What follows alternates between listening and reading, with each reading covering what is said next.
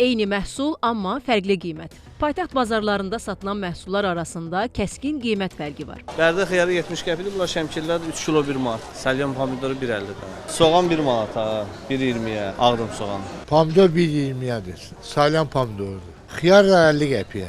Soğan hal-hazırda Ağdamdan gəlir, 50 qəpiyə var, 3 kilo 2 manata var. Kartof var, 80 qəpiyə var, 65-ə var, tozun. Seçməliklərin qiyməti 5 manatdan yuxarıdır. Goranboydan da gəlir, Qubadan da gəlir. Şaftalı hal-hazırda Xasmazdan gəlir, 4 manata da var, 3 manata da var. 8-ci kilometr bazarından fərqli olaraq Yaşıl bazarda eyni məhsulun qiyməti nisbətən yuxarıdır. Neçədir salyan pomidoru?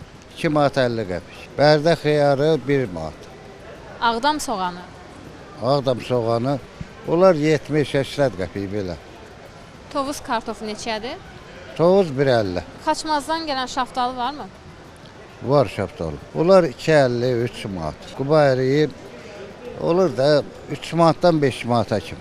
Quba gilası neçədir? İndi gilas bahadır, bahalaşıb, yoxdur. Üzə qutarır. 7 manatdan 10 manata kimi. Satıcıların sözlərindən də aydın olur ki, qiymətlər təkcə paytaxtın müxtəlif bazarlarında deyil, hətta eyni bazarın müxtəlif piştaxtalarında belə ciddi şəkildə fərqlənir. Bəs səbəb nədir? Bağa olunan qulluqdan asılıdır. Ona görə məhsulun keyfiyyəti nəzərdə tutulur, ona görə qiymət qoyulur. Seçim edirik də, iri, xırda, orta, hamısını biz onun seçimlərini aparırıq.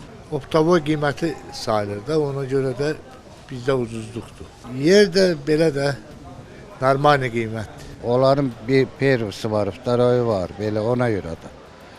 Oxşayır bir-birinə, ancaq fərqi çoxdur. Yerləşdiyi ərazi rol oynayırmı? Məsələn, Yaşıl bazar paytaxtın tam mərkəzdədir, Hövsan daha kənardadır. Onun fərqi yoxdur.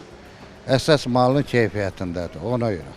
Ekspertlər isə kəskin qiymət fərqinin olmasının səbəbini alıcılıq qabiliyyətindən, bazarın yerləşdiyi ərazidən və icarə haqqından asılı olduğunu deyirlər. Aylin Rəsulzadə, Namiq Hüsiyev, Kəmalə Əlimuradova, Xəbər Ertəsi.